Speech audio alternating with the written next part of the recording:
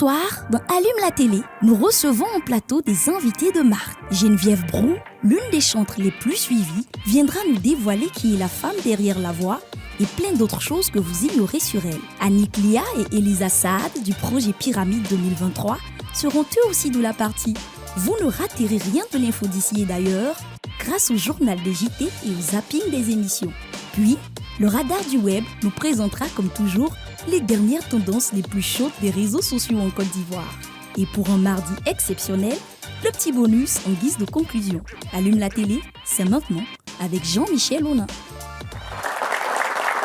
Flamboyance artistique et spirituelle vont marquer cette émission à laquelle je suis très ravi de vous souhaiter la bienvenue, mesdames et messieurs. Hier, et là on va faire un clin affectif à tous nos amis musulmans, vous passiez par la nuit du destin.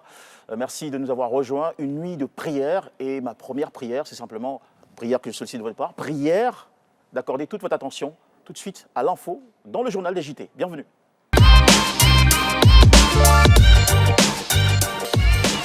Bonsoir, merci de suivre votre journal des JT dans Allume la télé. Sur CNews, Macron n'est pas bien aimé et c'est peu de le dire. Macron fait passer la réforme des retraites en coup de force et ce n'est pas bien sûr au goût de tous. 3 jours après la promulgation de la loi, la colère des Français est toujours aussi grande, surtout depuis le discours du chef de l'État français. Nous avons devant nous 100 jours d'apaisement, d'unité, d'ambition et d'action au service de la France. C'est notre devoir. Et je vous fais confiance. Je nous fais confiance pour y arriver. Vive la République et vive la France. Sur Euronews, dans l'édition du jour, l'Union européenne et les États-Unis dénoncent un procès et une peine politique à l'encontre de l'opposant russe Vladimir Kara-Murza, condamné à 25 ans de prison pour haute trahison et diffusion de fausses informations sur l'armée russe, entre autres. L'Union européenne a dénoncé ce lundi une sanction excessivement sévère. Le porte-parole de la Commission européenne, Peter Stano, affirme que la politique s'en mêle et que le journaliste américain devrait être entendu par un tribunal, je cite, compétent, impartial et indépendant. Sur BBC News, ce témoignage émouvant d'un jeune homme ayant assisté à la mort tragique de son pote en voulant sauver sa sœur. Samedi dernier, Phil Dowdell a poussé sa sœur sur le plancher au moment où des coups de feu ont éclaté durant sa fête d'anniversaire à Dateville, en Alabama, aux États-Unis. Le jeune homme est décédé sur le coup, malheureusement, mais sa sœur a heureusement survécu grâce à lui. À ce jour, aucun suspect n'a été appréhendé à la suite de la fusillade qui a fait 4 morts, incluant Sean Kivia Smith, 17 ans, Marcia Collins, 19 ans et Corbin Holston, 23 ans seulement. Eh bien, les États-Unis, un pays où les armes circulent aussi facilement que des bonbons devant une école, hein. C'est vraiment flippant tout ça.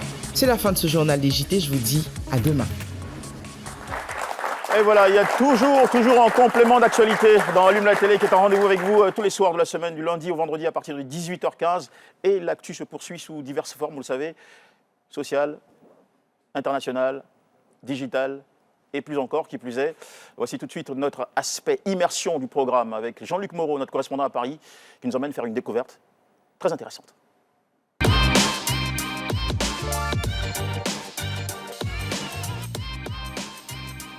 Chers téléspectateurs, c'est avec une joie encore renouvelée que je vous retrouve ce soir. On allume la télé et on part en direction des États-Unis rencontrer un jeune Ivoirien d'origine togolaise. Il fait des prodiges, des merveilles aux États-Unis. Si vous avez connu dans le temps le groupe rappeur ivoirien Collectif Horizon, il faisait partie justement de cette formation musicale.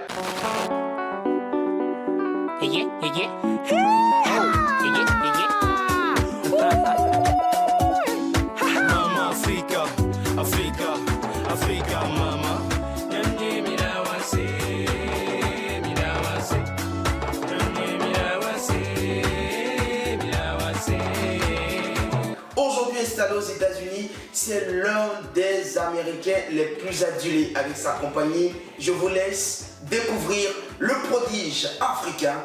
Son petit nom, Gippy.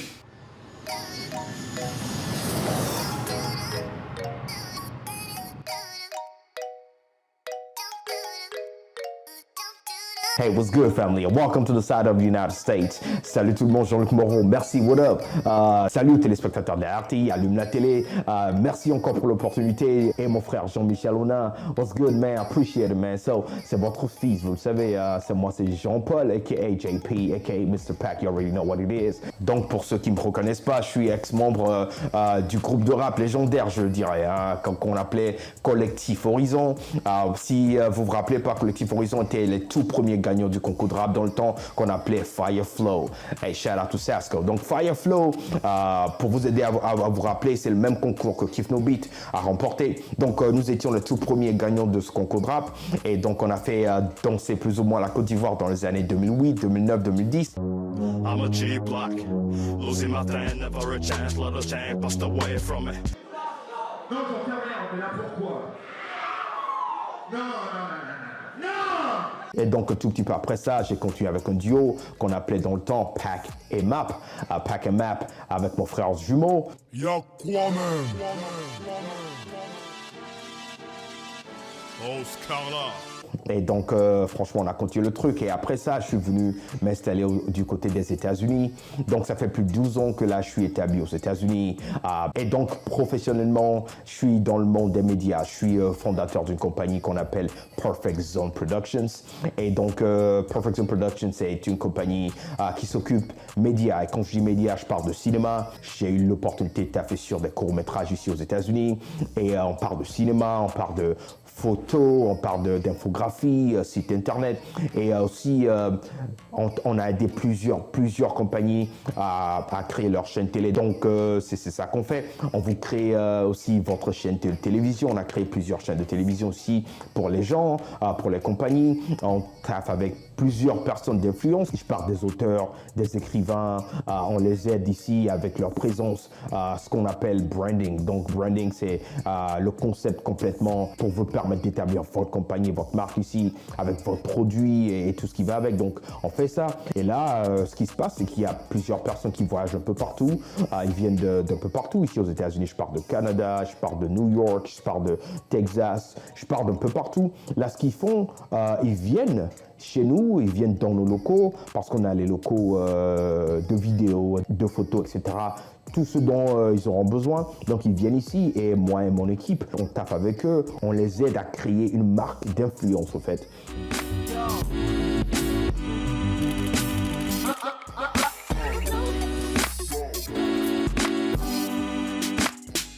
Et c'est ça que je fais à plein temps, professionnellement. Et donc, en plus de ça, on couvre les conférences, les événements, les concerts, etc. Et ces genres de choses. Donc, c'est ça que je fais professionnellement. Et ça fait plus de 12 ans que je fais ça ici aux États-Unis. Donc, je suis très honoré d'être l'une des compagnies incontournables, spécifiquement ce qu'on dit East US. Donc, du côté de Tennessee, je parle de Texas, je parle de Los Angeles, Georgie, tout ça, je domine un peu plus ou moins ce côté des États-Unis. Personnellement, je suis un mari, je me suis marié en 2011 et je suis père de 3 enfants aujourd'hui. Comme on dit ici, you gotta build a legacy. Donc, c'est pour ça, c'est pour la famille. Et maintenant, j'ai une nouvelle pour vous. Là, je viens d'annoncer mon retour devant de la scène avec un tout nouveau single, Chosen. Ah, c'est du lourd, les gars. Jesus chose me, everything changed. Perfect zone.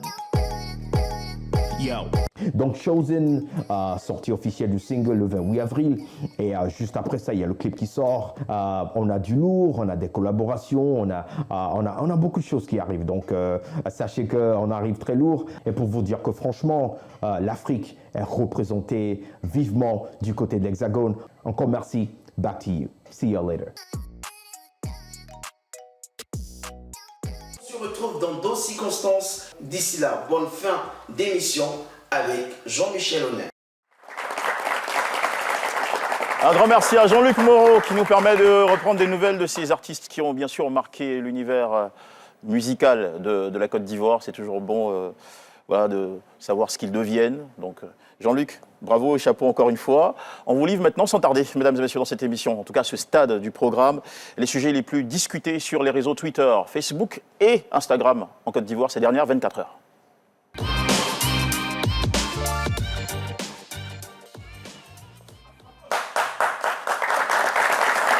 radar du web qui se déclenche tout de suite en s'orientant sur Facebook où le numéro 5 est un panneau publicitaire. Cette affiche a relancé le débat autour des coûts des data mobiles. Plusieurs internautes pensent qu'il s'agirait du grand retour d'un ancien opérateur sur le marché ivoirien avec 412 728 interactions ces dernières 24 heures. Le sujet fait débat. Numéro 4, les villas du Primude, comme promis par Mollard, initiateur des Primudes d'or. Safarel Obiang, Kérosène et Mix Premier sont en fait entrés en possession de leur récompense. Ce sont 3 villas d'un coût global de 135 millions, soit 45 millions chacune, dit-on. Sur la toile, critiques et félicitations fusent. Le sujet a généré 683 105 interactions et inspiré plusieurs publications drôles. En troisième position, la page Facebook Eloge First, le média web ivoirien Eloge First a le vent en poupe en ce moment, grâce à son compte Twitter, à l'origine de la news autour du joueur Hakimi. Le média ivoirien est devenu à ce sujet tristement populaire avec 795 842 000 interactions ces dernières 17 heures. Numéro 2, la nuit du destin. Tout comme le président de la République, son Excellence Alassane Ouattara, des milliers de musulmans ont pris part à la nuit du destin. Période extrêmement importante, vous le savez, pour la communauté musulmane, avec un pic de 65 300 personnes qui en parlaient. Autour de 8 heures, le sujet a fait naître 804 519 interactions ces 12 dernières heures. Et le top du jour, où le sujet est le plus populaire sur Facebook en Côte d'Ivoire, c'est le fait divers à Vavois, l'affaire des loyers impayés, qui fait à nouveau un saut dans les tendances grâce à la prise de parole de Lydie Douali, la femme dans la bagarre. Le fait divers comptabilise 876 013 interactions ces 10 dernières heures. Petit récap avec cet élément vidéo. Il est rentré dans la maison le 16 mars 2022. Vous avez intégré la maison. C'est le 16 septembre 2022. Vous avez combien de mois d'arriéré? Le mois d'arriéré, c'est 2 mois d'arriéré en cours et 2 mois d'arriéré et 1 mois en cours. Depuis le 16 mars jusqu'à ce qu'il y ait le scandale là, il vous doit combien concrètement? Bon, normalement, si on voit depuis le 16 mars, il a payé la caution, il n'a plus payé la maison. On est dans une histoire de 15 000. Mais s'il vous doit depuis 2022, le montant qu'il doit exactement, c'est combien? C'est 50 000. Donc ça fait si on met le mois d'avril dedans, parce que la clé est toujours dans sa main, ça fait 55 000. Je vais faire dépôt à 10 heures. Demain, je vais faire dépôt. C'est comme ça, il le faisait. Que je vais il disait, je suis en prière, je suis dans un grand programme là-bas, on m'a invité à tel village, on a un grand programme. Donc, c'est comme ça, il disait, il n'a pas de... Et voilà. Je vais vous faire un dépôt, mais tout de suite. Hein. Juste un dépôt, c'est sur voilà, le numéro 3. Je dépose le numéro 3 sur Instagram en ce moment. Les réalisations et les projets de l'ancien international ivoirien Harouna Koné ont conquis le cœur des internautes, possédant déjà un lycée et un club de football à Abidjan. Le footballeur se serait lancé dans la construction d'une académie qui n'aurait à terme rien à envier au centre de formation européen. Et on parle bien sûr d'Harouna Koné. Numéro 2, donc dans les tendances sur Instagram, Olokwacha, proche de feu DJ Arafat. Il s'est attiré la foudre de plusieurs internautes en se prononçant une fois de plus sur la vie de son défunt ami. Et les internautes qui en ont visiblement marre de ces révélations distillées au compte-gouttes lui ont demandé de laisser la légende du coupé-décalé reposer en paix et de se montrer plus respectueux, je cite, à l'égard de Tina Glamour, la mère d'Arafat DJ. La star du jour sur Instagram en Côte d'Ivoire s'avère être indiscutablement Emma Loès, qui fait jaser la toile grâce à son anniversaire célébré à coups de HBD, Happy Birthday, par de nombreux médias et internautes depuis la journée d'hier. Sur Twitter à présent. Le numéro 3, c'est bien sûr le décès de David Eto'o, père du président de la Fédération camerounaise de football. La nouvelle a été confirmée dans la soirée du lundi 17 avril 2023. Toutes nos condoléances à Eto'o, que nous aimons d'ailleurs beaucoup en Côte d'Ivoire. Numéro 2, la nuit du destin. Tout comme sur Facebook, le sujet a généré de très nombreux tweets. Et puis le sujet le plus populaire du jour sur Twitter, c'est la page Eloge First Magazine. L'info sur Achraf Hakimi depuis le jeudi dernier, qui a été lancée par cette page, continue de faire parler d'elle. La page Twitter du média ivoirien a inspiré de nombreux contenus, c'est important de le souligner, à travers le monde. Et comme point final à ce radar du web, l'insolite du jour, il est question d'un rappel de date d'anniversaire qui vire, attention, au ras-le-bol. On regarde ça. Ça commence des jours. Demain c'est mon anniversaire, demain c'est mon anniversaire. Demain c'est ton anniversaire, mais nous on met carême. Nous on n'a pas dansé, on est là demain, pardon à Dieu, tu me dis que demain c'est ton anniversaire. Il faut aller la mairie où tu es né là. Le maire va te souhaiter joyeux anniversaire. L'homme met carême, il me dit, tu es un anniversaire.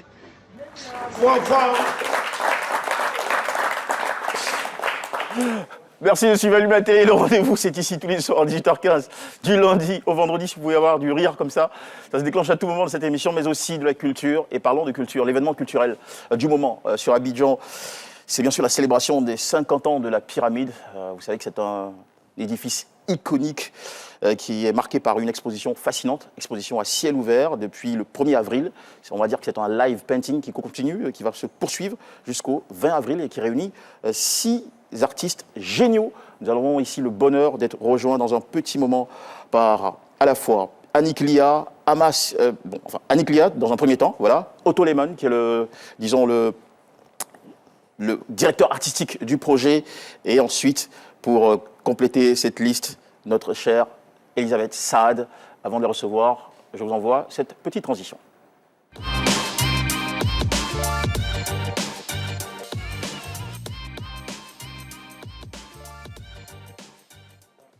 Allez, on le reçoit sur notre cher plateau, ces 3 pétillants artistiques du projet.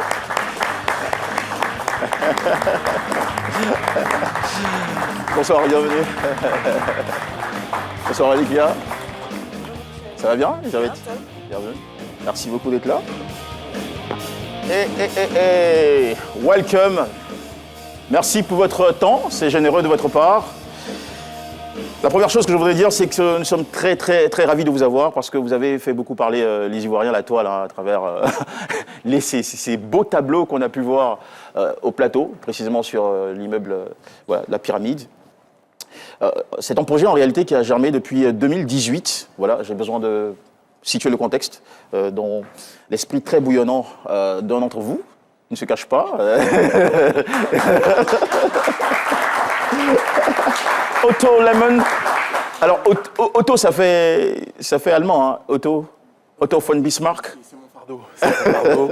Un prénom allemand, c'est l'excentricité du papa. Ah, d'accord, on comprend bien alors. Et puis Lemon qui fait. Bon, lemon ou lemon? Parce que lemon. En anglais, c'est citron. Attends. Lemon, c'est exactement ça. C'est exactement ça. C'est la petite touche acidulée. Bitter like lemon. Ok.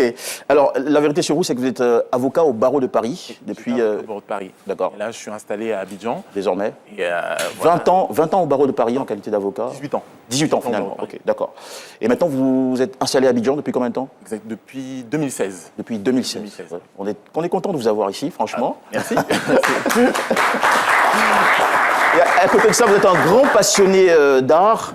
Vous accompagnez des artistes africains en qualité d'agent. Exactement. Des artistes africains, des artistes européens. En fait, c'est une activité que j'ai commencée en même temps que l'avocature. Et puis, au fur et à mesure, à avoir des relations fréquentes avec les artistes, à leur trouver des collectionneurs, à leur trouver des expositions. C'est eux qui m'ont demandé de devenir leur agent, ce que je fais avec grand plaisir. Merci, c'est super. Alors, j'aime bien, quand je reçois des artistes, j'aime bien innover et surprendre. Alors, au lieu que ce soit moi, c'est vous qui allez me présenter la ravissante dame juste à côté, ravissante créatrice.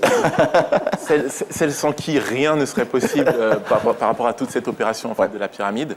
Dès que j'ai eu l'idée, en fait, j'en ai parlé à Elisa. La même année, en 2018, lorsque le projet naît dans votre esprit? En 2018, directement. C'est-à-dire que moi, effectivement, j'avais pas autant de contacts en fait, sur la ville d'Abidjan. Et donc, je me suis tout de suite posé la question de ce bâtiment est magnifique. Comment trouver les autorisations? Comment trouver le propriétaire? Je me suis dit, la personne ressource, la personne clé, c'est Elisabeth Saad. Voilà. Elisabeth Saad qui n'a pas que le talent artistique avec elle. Et pour elle, elle a aussi du cœur, parce qu'elle conduit une ONG, qui... Evergreen. Alors, avec Evergreen, vous êtes à la fois dans le social et l'écologique. Tout à fait. On en parle un peu de cette activité? Oui, ça fait à peu près 3 ans que nous sommes créés, et le but est d'améliorer les conditions de vie en Côte d'Ivoire. Génial. Et ce projet s'inscrit parfaitement dans le concept de l'ONG aussi. Alors vous estimez que c'est un projet à la fois artistique et écologique? Alors pas écologique, mais dans l'amélioration des conditions de vie, on remet en beauté un bâtiment, et donc tout de suite les gens, quand on passe devant ce bâtiment maintenant, ont tous le sourire, et c'est de l'amour qu'on partage. Donc oui, pour moi ça améliore les conditions de vie. Bien sûr. En commençant par améliorer le paysage, à l'illuminer, à le colorer, et ça... à créer de l'émotion. Complètement. En tout cas, bravo. Alors, lorsque le projet naît, il y a une première connexion entre vous, tous les deux, et puis après, il va falloir associer d'autres savoir-faire à l'ambition.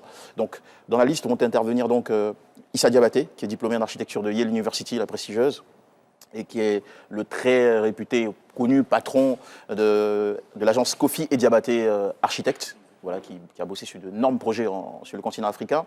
Il y a également d'autres artistes, 4, Douron, Pascal Conan, Annick Lia, qui est juste en face de moi. Annick Lia, qui est un artiste peintre issu de l'école des Beaux-Arts d'Abidjan et qui révolutionne l'art africain contemporain en peignant sur du pagne wax depuis quelques années maintenant. C'est ce qui fait sa particularité. On peut l'applaudir très fort. Merci beaucoup.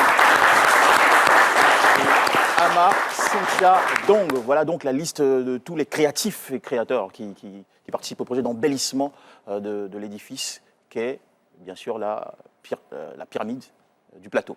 Alors, pourquoi avoir jeté tout votre dévolu artistique sur ce bâtiment, précisément? Est-ce qu'il y a un argument qui tienne? Au-delà de l'anniversaire en fait, et des 50 ans en fait, de ce bâtiment, il y a une fascination pour ce bâtiment qui est iconique, qui est atypique et qui anime l'âme de tous ceux qui passent devant. On a forcément le regard attiré par ce bâtiment. Et parlant d'âme ou de supplément d'âme, il y a une histoire affective qui vous lie tous les deux à la commune du Plateau. Complètement.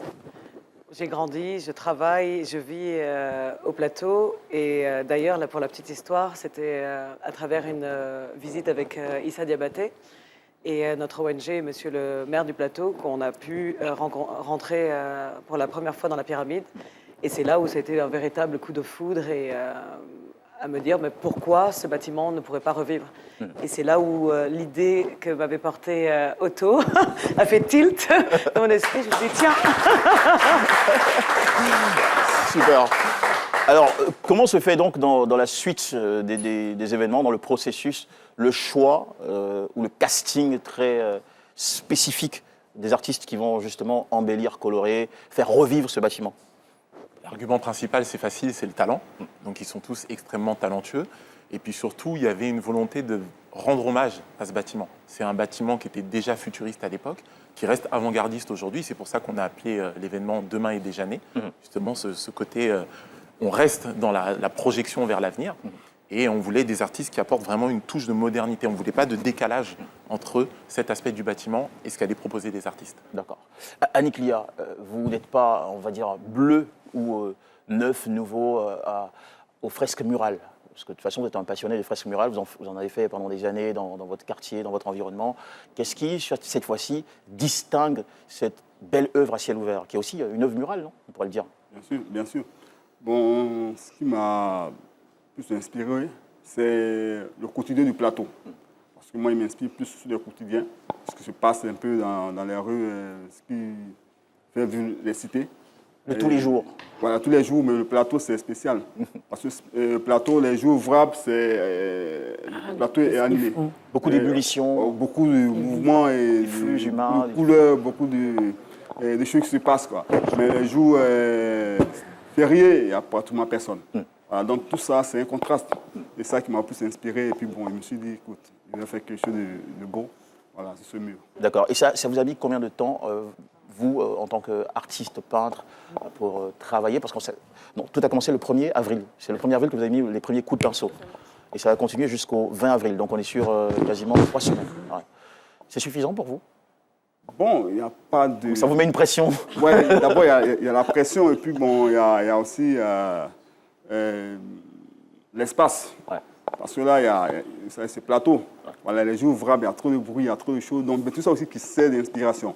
Donc, bon, en travaillant, d'abord, il y a la pression. Tu te dis, tu dois te donner, tu dois vraiment créer quelque chose, tu dois vraiment faire quelque chose. En fait, tu dois te vider. Et pendant que vous travaillez, il y a ces badauds, il y a ces passants qui vous regardent? Oui, beaucoup. Il y a des journalistes, il y a tout le monde. Les gars viennent te poser des questions, tu es concentré, tu es déconcentré. Bon, il y a le stress, tu veux te donner, tu veux faire quelque chose de beau. Parce que pyramide, c'est une histoire. Et qu'en tant qu'Ivoirien, bon, écoute, il dit, je vais me donner, quoi. Ouais. Voilà, parce qu'on se dit, voici l'écriture d'Alia. Donc là, il y a une pression vraiment qui ne peut pas dire son nom, mais qui m'a permis aussi de m'inspirer pour créer quelque chose de bon. Et pourtant, le résultat à peine achevé est impressionnant déjà. Déjà. D'accord. Quelles sont les parties, Elisabeth Saad, du bâtiment qui vont donc être touchées ou concernées par ce travail artistique? Otto avait souhaité au départ aussi faire une exposition d'art contemporain à l'intérieur, mais hélas, la sécurité fait que nous n'avons pas accès. Donc du coup, on a profité des deux façades principales avec les artistes 4 et Douron et tout le bas de la pyramide. Ok. Avec les autres artistes. D'accord. Vous voulez ajouter quelque chose sur ça? Ouais. Parfait, parfait. D'accord. ok. C'est un projet qui est présidé, vous me direz si ma formulation est inexacte, mais présidé par Madame la ministre de la Culture et de la Francophonie. Qui pourrait nous pousser un petit mot justement sur le rapport qu'il y a avec Madame la ministre de tutelle? En fait, donc ce projet date de 2018, mais il a véritablement pris et commencé à s'activer il y a 2 mois, lorsque nous rencontrons Madame la ministre qui accueille tout de suite notre folie. Et nous suit, nous a aidés. À obtenir tous les accords. Nous soutient tous les jours et nous encourage. Et pas plus tard qu'aujourd'hui, elle nous a même visité sur le site. Donc, on remercie tout ce ministère ainsi que le ministère de la Construction qui a permis notre folie. Alors, Otto Lemon, en tant que directeur artistique du projet, c'est bien ça. Comment vous sentez le soutien, l'intérêt des Ivoiriens autour de cette opération spéciale? Magnifique, magnifique. Les gens klaxonnent, passent dans la rue, s'arrêtent, posent des questions, se prennent en photo, prennent des selfies. Le week-end, par exemple, dimanche, les gens sont venus en famille avec les poussettes, plusieurs générations, les grands-parents, les enfants. C'est magnifique. C'est exactement ce qu'on cherchait. Susciter des émotions, unir les gens, rassembler les gens autour d'un projet artistique de dimension absolument colossale. Donc, on est ravis. Mais là, vous nous rendez heureux, vous nous touchez, vous nous saisissez l'âme. Mais pour combien de temps? Est-ce que ces œuvres-là vont rester pérennes ou à un moment donné, vous allez les... Il y a une démarche qui s'approche du street art. Donc, c'est un point de vue qui a été détaillé dès le début, établi dès le début, et de dire ça va être éphémère. Okay. Simplement, nous, le gouvernement nous a assuré, on touche à rien. C'est-à-dire que les œuvres resteront en place jusqu'à ce que le bâtiment soit réhabilité. Ok, d'accord. En attendant. Ça nous permet de supporter l'attente. D'accord. Ok, il y a une date qui est très, très importante, surtout pour les jours qui viennent. C'est celle du 20 avril. Jeudi 20 avril, 17h. Retenez bien ça, gardez-le en tête. Jeudi 20 avril, 17h, la remise des travaux de ce projet Pyramide 2023. Alors, Elisabeth Saad. Oui. Les femmes sont toujours sensibles aux petits détails. Dites-nous. Eh bien, comme vous l'avez si bien dit, c'est la remise des travaux et il y aura une cérémonie pour remercier tous ceux qui nous ont accompagnés. Je vais citer plutôt les 2 ministères, mais il y a le ministère du Tourisme aussi qui nous suit. La mairie du Plateau qui nous a accueillis et qui nous aide en logistique parce que on soulève des pyramides, on remue les murs et beaucoup de sponsors comme la Fondation Orange, la Fondation Société Générale et plein d'autres que vous voyez sur nos réseaux. Donc ce jeudi 20, nous vous invitons tous à nous rejoindre et ensemble à faire le tour des œuvres accompagnés de tous les artistes internationaux et nationaux. Donc ça va être un beau moment de partage. D'accord. Parlons de cette galerie d'artistes. Quels sont les pays qui sont concernés, puisque vous parlez d'artistes internationaux et nationaux? Donc nous avons bien évidemment la Côte d'Ivoire. À travers Annick Lia. À travers Annick Lia, Amasitia Dongo qui se trouve actuellement à Houston mais qui est ivoirienne. Issa Diabaté est ivoirien. Pascal Conan pareil. Et 4 qui est français, épaulé de 7. Et les Douron qui sont espagnols. D'accord, c'est génial ça. On a l'Europe, on a les États-Unis, on a le continent africain, franchement. Comme le plateau l'est lui-même. Exactement. Voilà. Avant de finir, une dernière question qui ne doit pas m'échapper. Issa Diabaté, on le sait, grand architecte, architecte de génie, de grand talent. Quelle a été sa contribution dans ce projet? Donc, sa contribution, il va faire une rétrospective des archives de la pyramide. Et il a un lien lui très fort avec le plateau et on est tous les 2 voisins. D'accord. Et on s'est rencontrés ensemble dans la pyramide, donc c'est une belle histoire. Il nous a aussi soutenus et beaucoup aidés à travers tout le projet. Super, super. Ça va être un moment d'histoire, de modernité. pour satisfaire les attentes d'Autolemon, de modernité, d'histoire, de culture, d'émotion. Partage. On va passer par tous les états, finalement. C'est le but, c'est le but. Susciter des émotions. Pour le bonheur de la grande dame pyramide. Exactement. et tout à l'honneur du plateau aussi et de la Côte d'Ivoire, de manière générale. En tout cas, merci beaucoup. J'espère qu'on n'a rien oublié de dire, cher artiste. Vous avez été contenté par cet échange? Bien sûr. Envie de lancer un appel? Bon. De venir nous rejoindre le jeudi. Elisabeth a tout dit. Voilà. Elle a fait le bon boulot. D'accord. Donc on rappelle la date, mesdames et messieurs, jeudi 20 avril, 17h, précise place la cérémonie officielle de remise des travaux à l'esplanade de la Pyramide au plateau. Merci beaucoup à Annick Lia, merci beaucoup à Elisabeth Saad et merci beaucoup à Autolemon d'être venu nous partager ce projet. Ça a été un bonheur. Voilà, on vous accompagne toujours en ovation. Elisabeth, merci beaucoup. Merci. Lemon, voilà, on garde le jus citron. Et pendant que nos chers distingués invités s'éclipsent, nous allons tout de suite vous inviter, mesdames et messieurs, à faire le tour des chaînes de télé dans le zapping avant de recevoir, dans un petit moment, notre second invité, bien sûr, avec plaisir.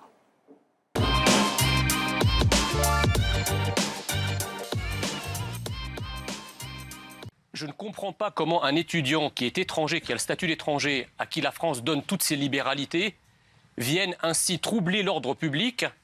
Alors, qu'il manifeste une colère contre une loi, je veux bien, mais qu'il traite la loi de retraite, la réforme des retraites, comme une réforme raciste, et qu'il en profite ensuite pour déverser une sorte de glose haineuse à l'encontre du pays qu'il accueille et qu'il finance, moi, fondamentalement, ça m'a choqué. Sadio Mané, il faut savoir, c'est un joueur qui est exemplaire depuis le début de sa carrière. Partout où il est passé, il a toujours laissé une très très belle image de lui. Et si voilà, il y a eu cette soi-disant bagarre, c'est que ça fait partie du jeu et du football. Il y a des choses qui se passent de temps en temps dans le vestiaire.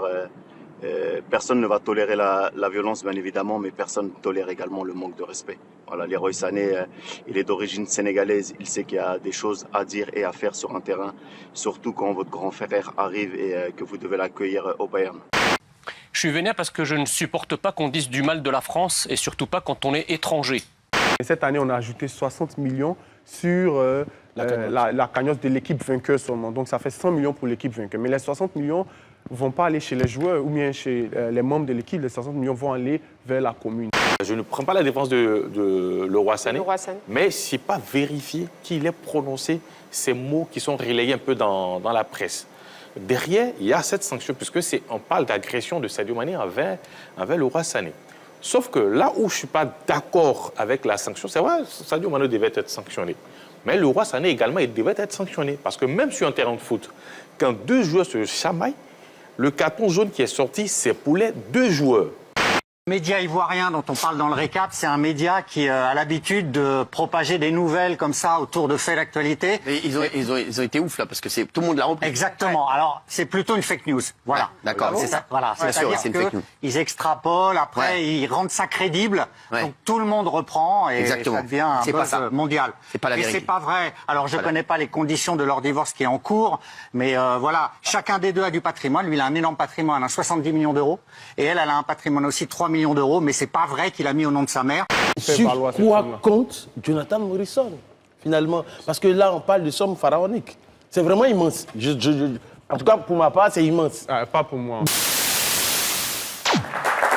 Vous suivez Allume la télé, le rendez-vous ici tous les soirs sur RTE en temps réel à partir de 18h15 du lundi au vendredi.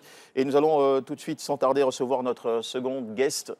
C'est une voix reconnaissable, mais pas seulement, c'est aussi un visage qui fédère, qui rassemble des dizaines de milliers de personnes depuis maintenant 2017 à travers un grand rendez-vous chrétien en Côte d'Ivoire, le Rassemblement international des adorateurs à Ria, qui se tient chaque année. Et puis, ajouter que c'est une personne aussi qui, disons, est un peu globe-trotter. Elle voyage à travers le monde, à travers plusieurs pays, dont le Canada, les États-Unis, le Burkina Faso, le Sénégal, pour ne citer que cela, pour annoncer la bonne nouvelle à travers l'adoration. Geneviève Brou est notre invitée. Vos ovations pour lui dérouler le tapis.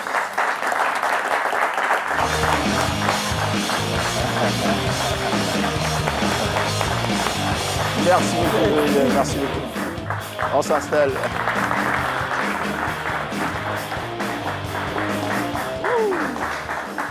Geneviève Brou, bonsoir et bienvenue sur le plateau d'Allume la télé. J'ai envie qu'on vous renouvelle encore une fois les ovations Merci d'avoir trouvé le temps de nous visiter. Merci. Comment allez-vous en ce moment?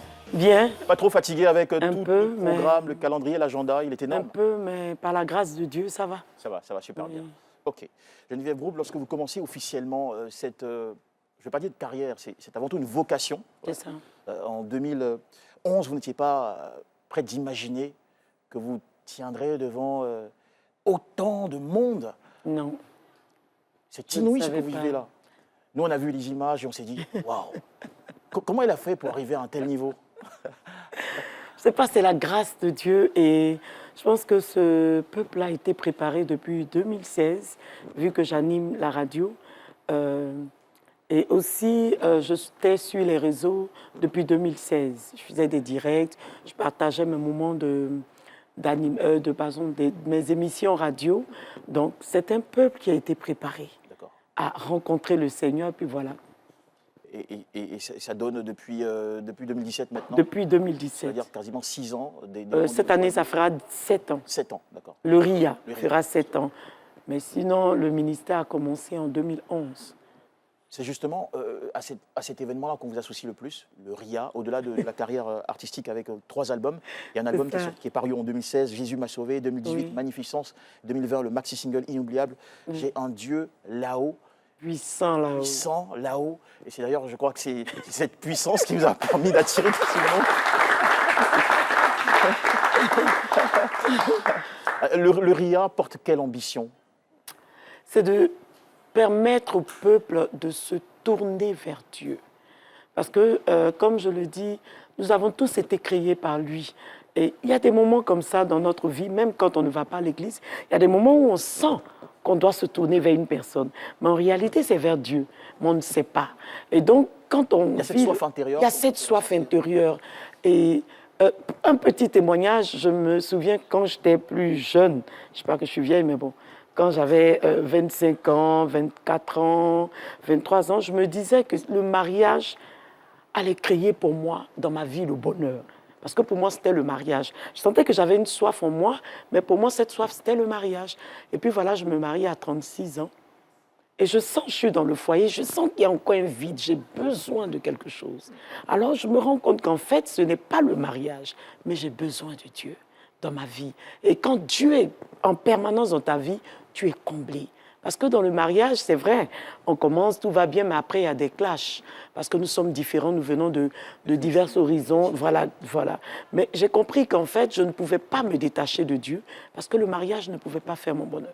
C'est-à-dire que le véritable épanouissement, à vous croire, vient de la communion ou de la présence oui, c'est ça. Divine. Oui, celui qui nous a créés. Tu vois, quand tu as une difficulté, que tu as ta mère, quand tu es attaché à ta mère, quand ça ne va pas, tu as besoin de ta mère, tu as besoin d'exprimer à ta mère ce qui ne va pas. C'est vrai que ta mère, en réalité, elle essaye de t'aider. Mais après, tu te rends compte que c'est vrai, ta mère t'a aidé, mais tu as besoin d'une personne plus grande que ta mère. Donc, ça veut dire que nous avons toujours besoin de Dieu.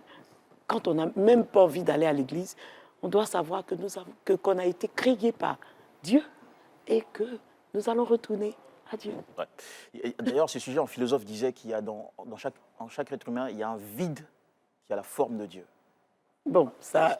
Sa façon d'exprimer ce besoin. Mais je pense que ça illustre bien ce que vous dites. Un vide qui a la forme de Dieu, comme pour dire que ce vide qu'on ressent à l'intérieur, c'est peut-être doit être mieux comblé par la présence de Dieu.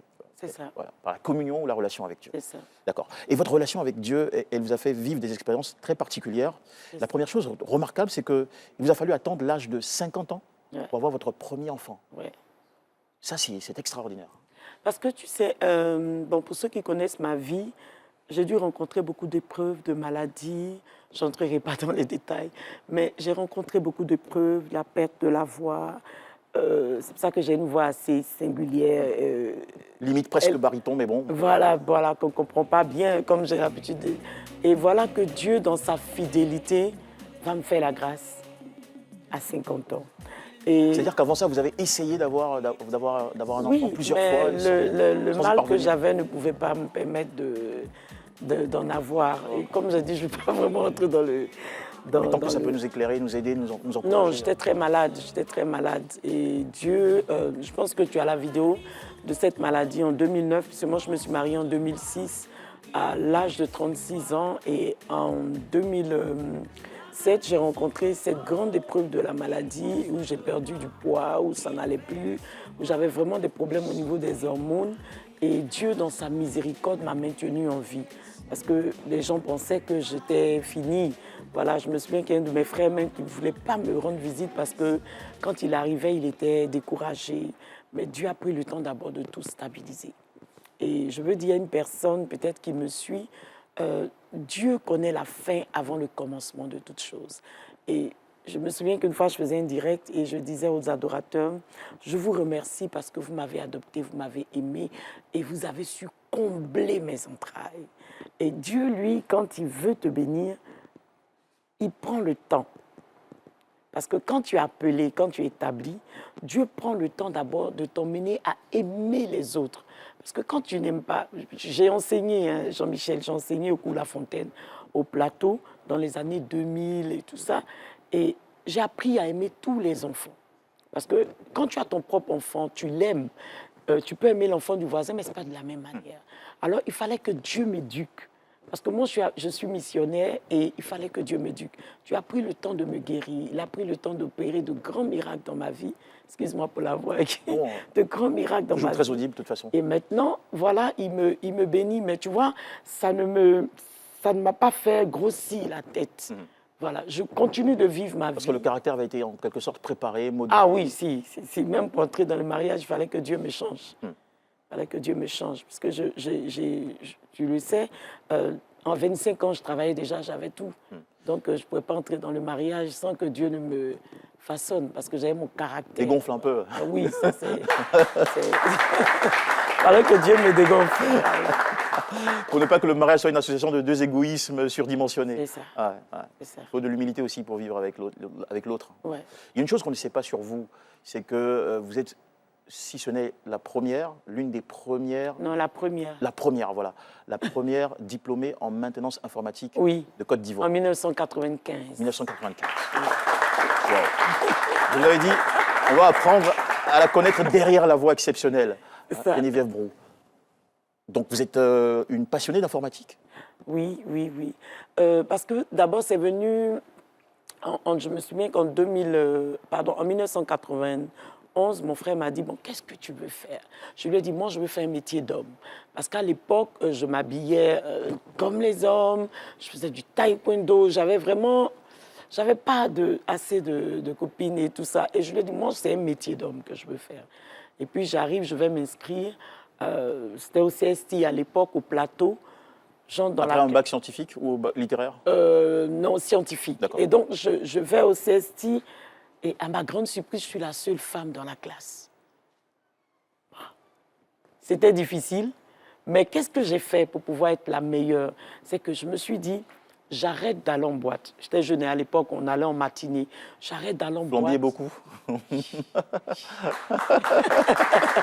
Oui, j'arrête d'aller en boîte, je me concentre sur mes études parce que c'était l'électronique digitale, l'électricité, et c'était l'assemblage réseau, c'était la programmation. Donc je me suis dit, je m'arrête pendant 3 années, je me concentre sur mes études et après, je continue. Donc j'ai été la meilleure, j'étais la seule femme à l'époque à faire de la maintenance informatique. Et vous avez pu travailler avec cette compétence? Oui, j'ai travaillé jusqu'en...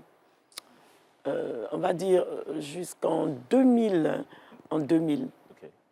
Dans le secteur privé? Oui, dans le secteur privé. J'étais dans une boîte informatique. J'étais la responsable du service informatique. Voilà. Ma spécialité, c'était d'abord le dépannage, câblage, réseau, installation, assemblage et puis installation. La dame, elle sait bien de quoi elle parle, elle maîtrise son sujet.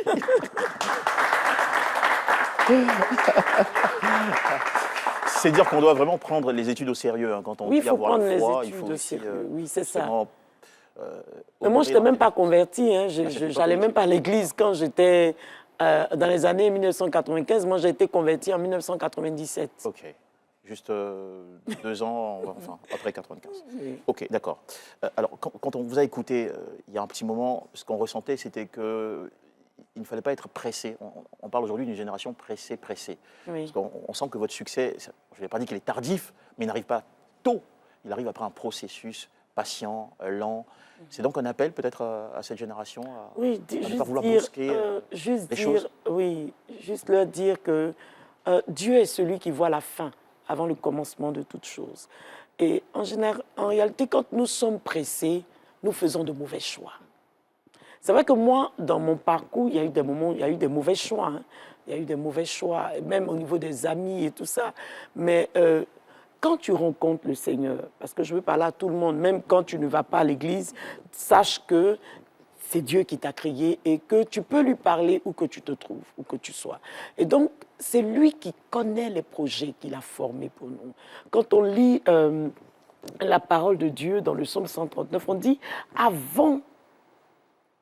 alors que j'étais une masse informe, tu avais déjà inscrit dans ton livre de vie ce que je devais devenir. » Voilà, moi je ne m'attendais pas à être ce que je suis aujourd'hui.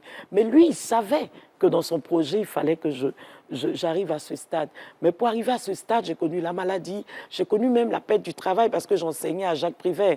Quand il y a eu la crise, l'école a pris feu. J'ai connu des épreuves, j'ai connu le chômage, la solitude. À cette époque, je n'avais personne dans ma vie. Donc, Personne ne peut vous dire « je t'aime, tu es belle ». Oui, personne ne me dit « je t'aime, tu es belle », mais moi, moi j'ai toujours dit aux gens « je sais que je suis belle ». Je n'attends pas qu'on me dise que je suis belle, parce que quand tu attends qu'on t'apprécie, ça te fait souffrir. Donc moi, je sais que je suis belle, que Dieu m'a créée et qu'il m'aime telle que je suis. Je n'ai pas tout ce qu'il faut, je ne suis pas grande, je suis pas... mais je sais que je suis belle, au fond de moi. Et c'est ce qui réjaillit à l'extérieur. Super. Et parlons du beau, parlons du ravissant Geneviève Roux. Je voudrais vous inviter en même temps que tout le public et nos chers téléspectateurs à on va dire, un segment artistique dans cette émission. On va regarder ça ensemble. Il a fait une prestation en compagnie de l'orchestre symphonique d'Allume la télé.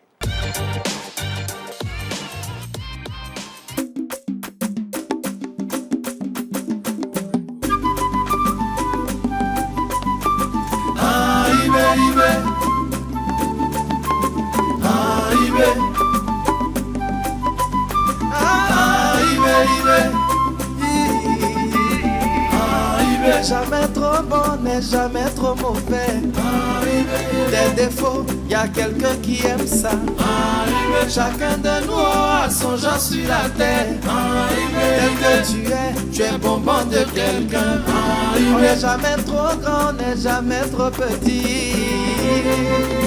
On a tous de la valeur. Le bon Dieu t'a créé à son image. Il a pris de son temps pour te façonner. Tu n'es pas un animal, tu ne vis pas dans une cage.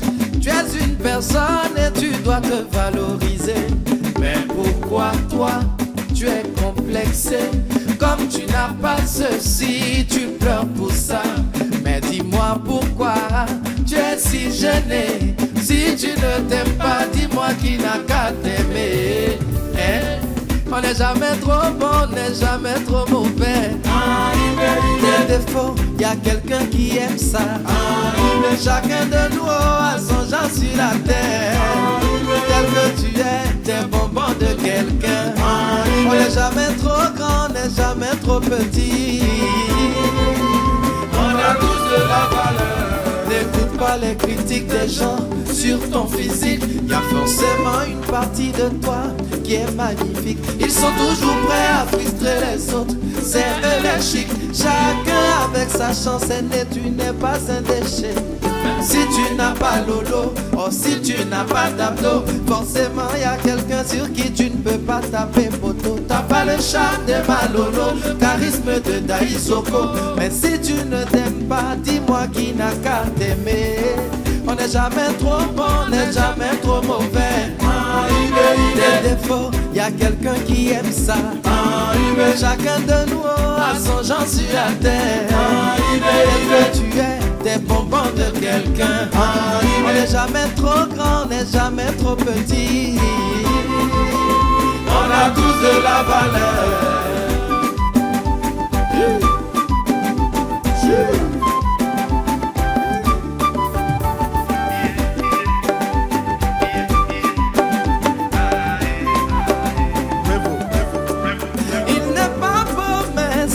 toi qui vois, tu n'es pas sago.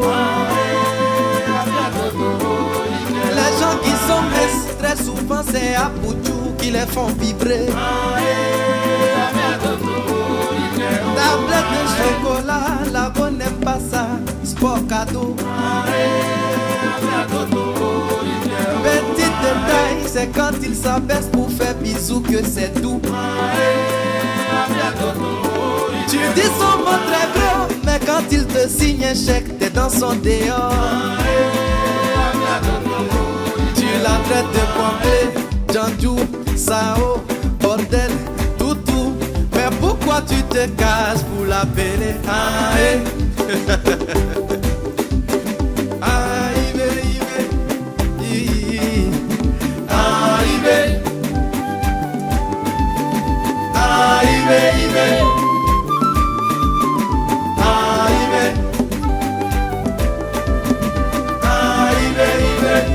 Tu es bonbon de quelqu'un. C'est la révolution avec un message qui parle à tout le monde. Oui. On n'est jamais trop grand ou trop petit. Trop petit. Il faut éviter le jugement, quoi. C'est ça. C'est une belle chanson. Très très belle chanson. Oui. Révolution qui était notre guest hier sur le plateau, guest artistique de cette émission.